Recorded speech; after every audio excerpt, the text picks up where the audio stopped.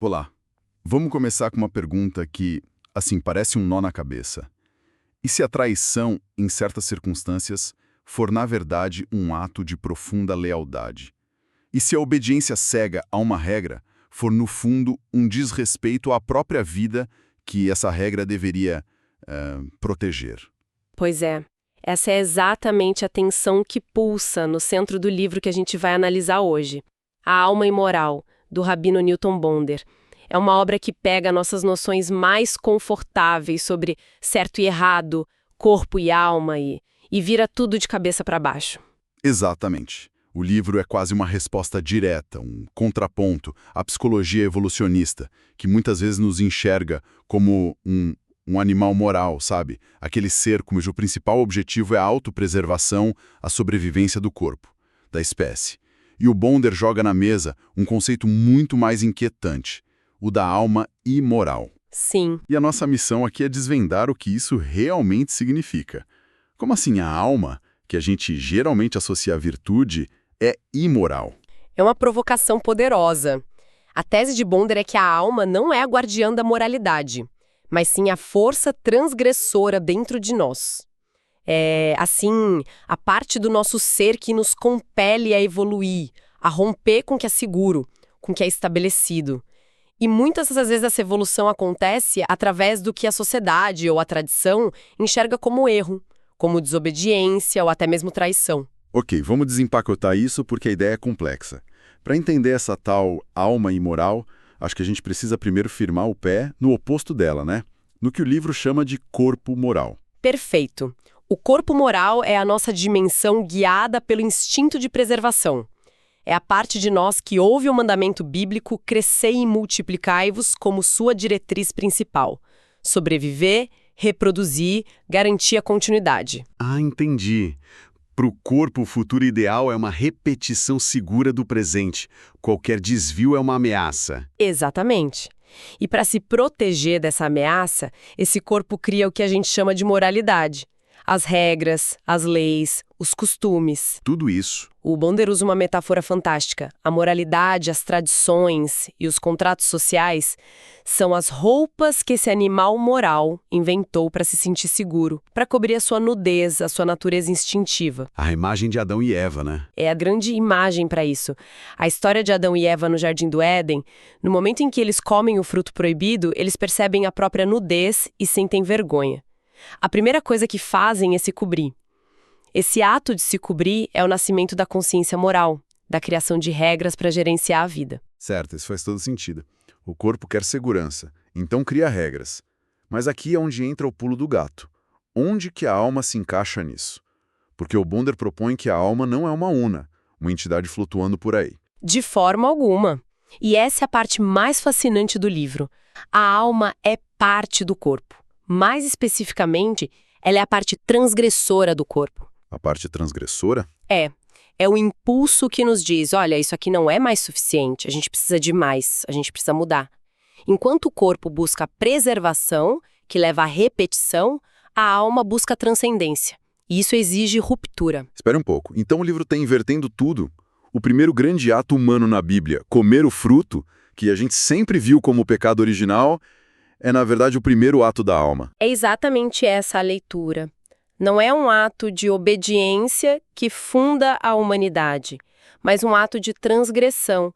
É a desobediência que transforma aquele ser pré-humano, que vivia em harmonia instintiva, em um ser humano com consciência, com dúvida, com a capacidade de escolher. Uau! A alma, portanto, não é a guardiã da moral estabelecida. Ela é sua questionadora implacável. A natureza dela é imoral no sentido de que ela precisa, entre aspas, trair os interesses imediatos de preservação do corpo em nome de um bem maior, a evolução. Isso leva a um paradoxo incrível que o livro apresenta. O corpo obcecado em se preservar a todo custo pode acabar levando à estagnação, que é uma forma de morte em vida. Exato. Enquanto a alma, que parece destrutiva ao romper com tudo, é o que de fato garante a vida, a continuidade. Não pela simples reprodução, mas pela transformação constante. Precisamente, a imortalidade que a alma busca não é a de viver para sempre no mesmo estado, mas a de evoluir para sempre, de se transformar em algo novo. E essa transformação raramente é confortável ou segura. O que me leva a outro ponto central do livro. A relação quase poética entre duas palavras, tradição e traição. Elas soam parecidas, mas parecem opostas. O livro, no entanto, as coloca como parceiras de uma dança. Uma dança necessária e, por vezes, perigosa. A tradição é a grande ferramenta do corpo moral. Ela organiza tudo: a família, a sociedade, as crenças, os rituais. Ela cria um mapa do mundo conhecido, um porto seguro. A tradição diz: olha, o caminho é esse aqui. Fique nele e você estará seguro. E a traição, nesse contexto, seria a ferramenta da alma. É o ato de sair do mapa. O livro usa exemplos bíblicos muito fortes para ilustrar isso, que não são vistos como pecados, mas como saltos evolutivos. Sim, e são exemplos que desafiam a nossa leitura superficial. Pense em Abraão. Ele trai a cultura idólatra do pai dele, Terá, para seguir uma voz que o chama para o desconhecido e fundar um novo povo, uma nova consciência. Ou Jacó. Jacó, que trai o direito de primogenitura do irmão Esaú, do ponto de vista da tradição e da lei da época, são atos problemáticos, são transgressões. Mas na narrativa maior, são esses atos que impulsionam a história, que criam algo novo.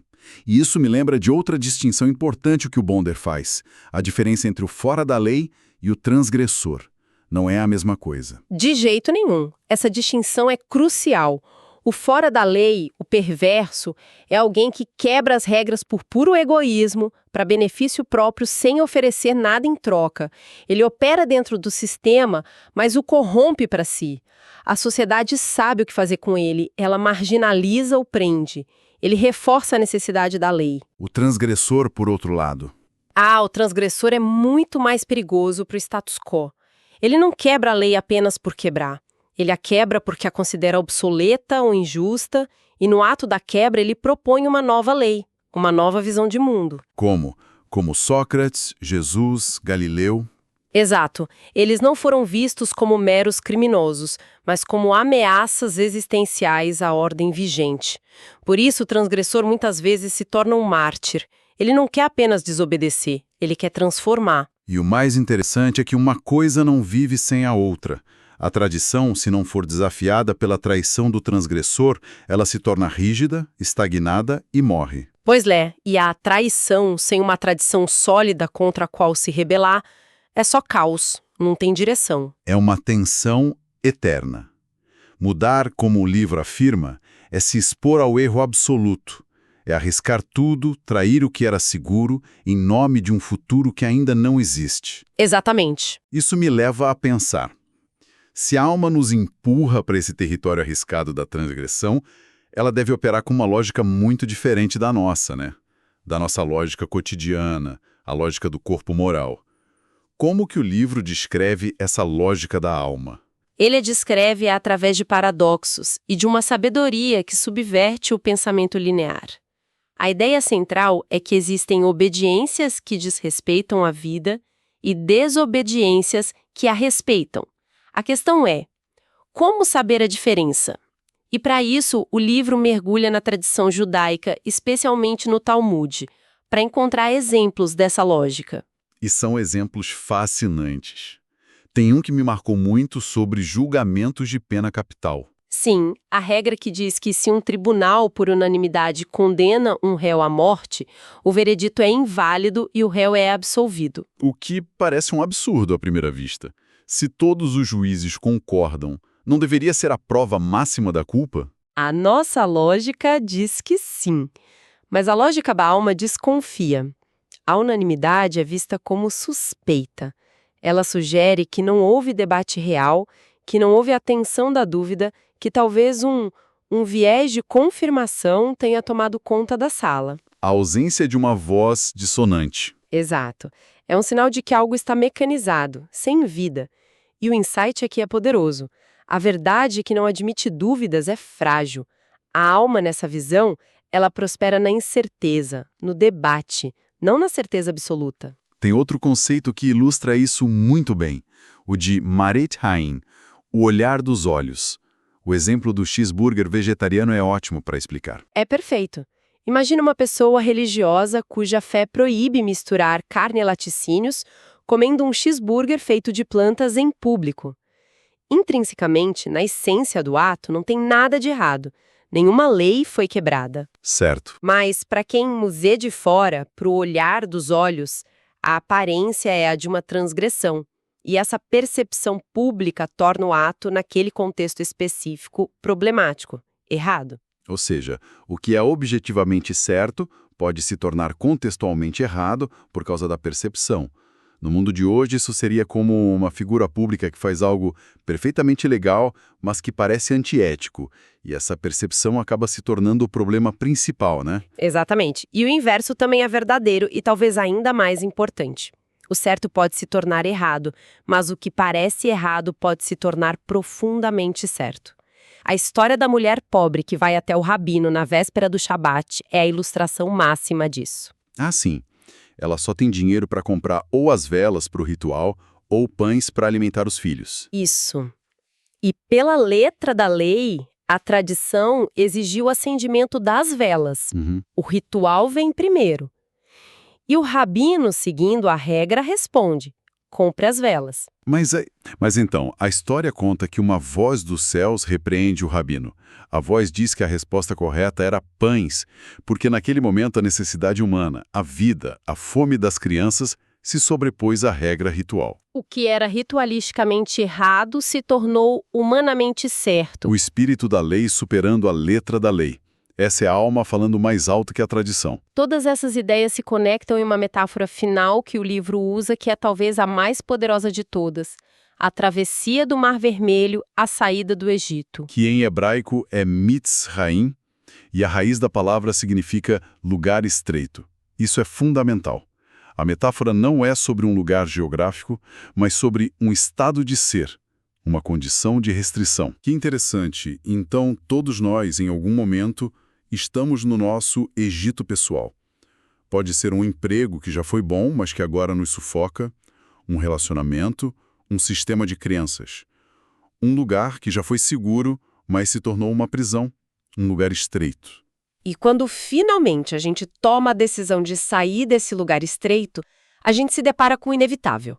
O mar intransponível à nossa frente e o exército do faraó, o nosso passado, nos perseguindo por trás. É um momento do pânico total.